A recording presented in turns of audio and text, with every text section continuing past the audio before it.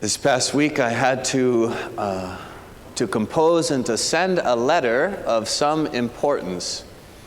And so I thought it would be helpful to have a few different sets of eyes on this letter and give me their impressions and so forth.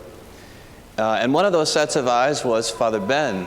And if you know anything about Father Ben at this point, 3 years in, is that he will likely tell you what he thinks. And it's actually quite helpful. There's no guile. It's just straightforward. And he thought that the tone was a little off, and in part because I was using a word détente. So now, truth be told, he didn't know what this word meant. So not to throw him under the bus, right? But détente, an easing of strained relations, and I thought it was perfect. And he was like, well, the person on the other end of this letter, it might sound, well, you don't know French, he said. So why are you using French? And I thought, well, that's a good point. I also thought inside, but I really am smart. I didn't say that out loud, But he convinced me, and so I settled on a word of accommodation instead of détente, And I was grateful for that, and it made me think a little bit about how important context is in communicating. One of the great advantages of being Catholic, of practicing our faith in a regular way, is that if you just come to Sunday Mass with an open listening heart, you are going to hear such a large segment of the Bible, of sacred Scripture. It's really amazing, our lectionary. And it's a beautiful thing, and God speaks, God speaks when His word is proclaimed in the assembly. Now, on the flip side, if that's your only encounter with the Bible or with Scripture, you might miss a lot. Why? Because context is important. And sometimes we can just hear these Scriptures as like isolated events, where really the evangelists themselves wanted us to take note of certain things. Like they're actually going out of their way to tell it and to put hints in there to connect it to the wider context of what the story they're telling, So today, second Sunday of Lent, and always the second Sunday of Lent, we always hear about the transfiguration of Jesus. I don't know if you know this. This is year A. And so it comes from Matthew's Gospel. But next year, it'll be from Mark and the following from Luke. Their own individual telling of the transfiguration. And we know it's important. But this morning, I want to offer you a few things that might help you by way of context to appreciate, first of all, why we're reading it now in Lent, and just the meaning of it in Jesus' life and for ourselves. So the very first context is, when did the transfiguration happen in Jesus' life? Well, 6 days before he took them up a mountain, he told them for the first time that he was going to suffer greatly and die. First time. They've been with him 2.5, 3 years, and this is the first time he tells them this. And do you remember, it causes them great distress. Peter actually is so bold to tell Jesus, no, this is not the way this is supposed to play out. We're not, if that's what's going to happen, we're not going to Jerusalem. And Jesus says, you got to get behind me. I need you to be with me and to think with me. But they're distressed. Their hearts are filled with dismay. And we're told 6 days later, he takes them up a mountain, and 3 of them get a taste of his glory. Unmistakable. Do you know how far they are from the crucifixion? Where Lent is leading for us? Probably 6 or 7 weeks. So what's going on here? Well, it's a taste of glory that is meant to sustain them in the scandal of suffering and the cross. Like a ground zero, you might say, of their whole world falling apart, Jesus having nails piercing his body and breathing his last, all the blood flowing out, the eclipse of the sun, great darkness. This is the moment that's meant to charge their hearts, to sustain them. One of the church fathers, I don't know if it was St. Ambrose, but he said it was a drop of honey that they would never forget. In fact, so much so that 20 years later, when Peter is writing a letter to the church, as like leading the church now, he actually references this event. He says, "We were there with him on the mountain, and it was wonderful." It changed everything for us. What does this tell us about the Lord? Well, being a pastor 5 years in now is such a privilege, and you get to walk with people, and you know that nobody evades suffering, and nobody evades trial and pain, and some it's physical, and some it's emotional, some it's seasons, And it's to say that the Lord wants to sustain each of us in that.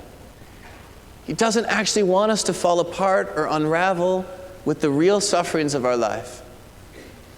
And he has ways of giving us enough, more than enough actually, to sustain us.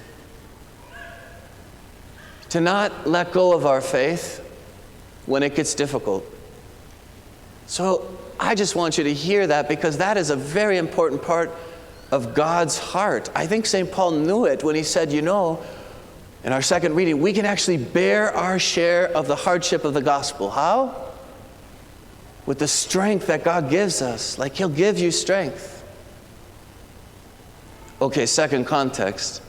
Only one other place in Matthew's gospel do we hear about the Father's voice being heard audibly. So that must be important.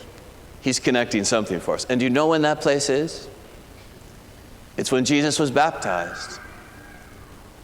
Now, why is that important? Well, for 30 years, God's Son came to this earth, and he lived in relative obscurity in a place called Nazareth. In fact, he was a carpenter, helping his father and probably taking over himself. And then he travels, like hundreds of people were, out to the River Jordan to be baptized by his cousin, John. And do you remember that Jesus is just almost like waiting in line at confession? He's just like blending in with humanity that knows they're sinners and they need to be repentant.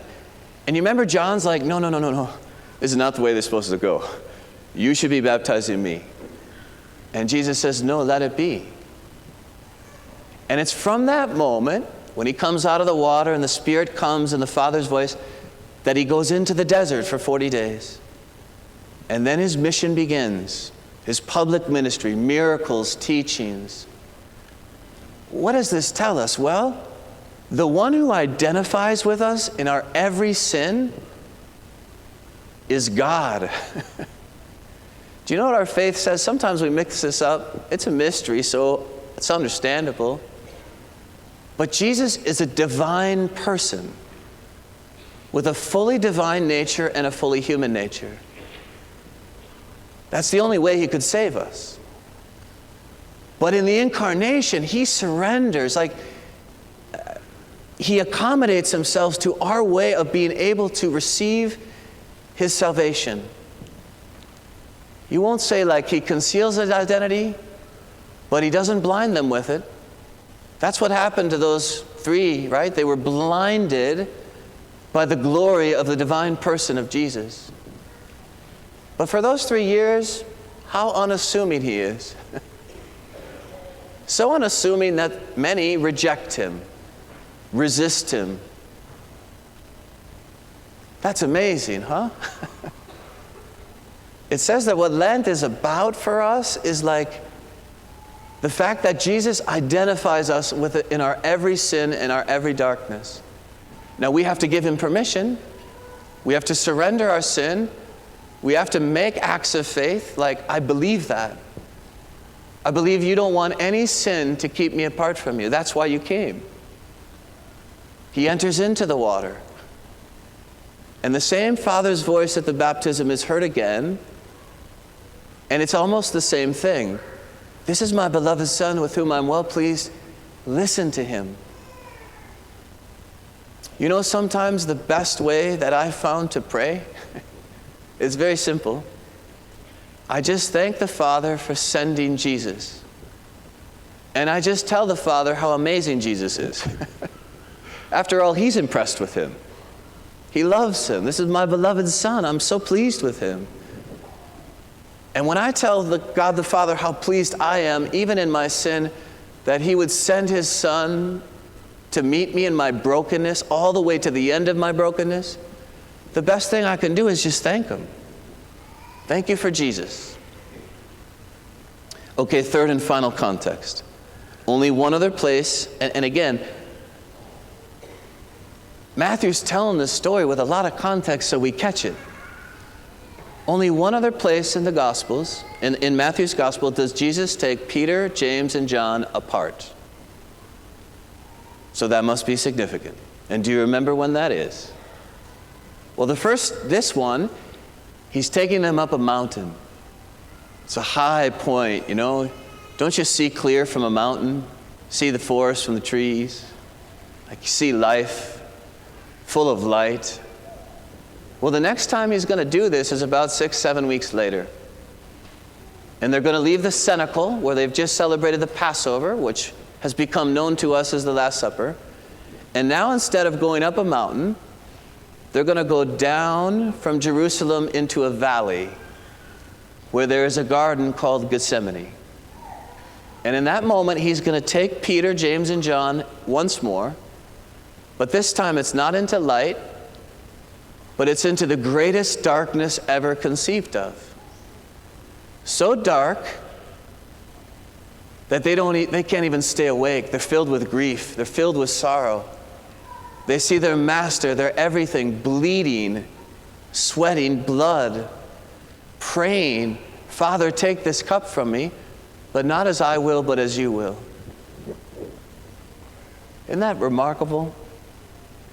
Do you know in our tradition there's something called, by artists, iconographers, a diptych? Means two events in the life of Christ that we might not even put together because they don't seem related, but actually they're super connected. And do you know the Transfiguration and the crucifix is one of the most prominent diptychs? Even think about it for a moment. The Transfiguration, Jesus elevated, his face shining with glory, all light. On one side is Moses, on one side of Elijah. And then the other side, the crucifix, Jesus, only too human, nailed, pinned to a tree, suffering. On one side is a criminal, on another side is a criminal. Same Jesus. Same God who emptied himself for our salvation. So, what do I want to leave you with? I want to leave you with, I don't know, just the humility of God. This is the humility of God. And what that means is he's not given up on you. It's never too late. Whatever our small places are, whatever our places of rebellion, of disbelief, wherever we're trying to free ourselves from our own sin, which never really works. I mean, you know what I do often? I hate to tell you this. I don't actually put it in words. But it's like, Lord, I'm actually feeling pretty strong. So I got this, but I'll let you know when I need you. Do you know that's not Christianity? Christianity is just like the proclamation of without him, I'm nothing. Without him, I can do nothing. Without him, I can't even take the first step of faith. There's a great joy in knowing how much I need him. And he's traveled a long way for each of us. That's from the glory to the darkness. And he finds you. Sometimes all you have to do in your place of wherever you find yourself is just to locate him. Jesus, come. You know what I am. You know what I need. You know what I desire. Come and rescue me. I trust you.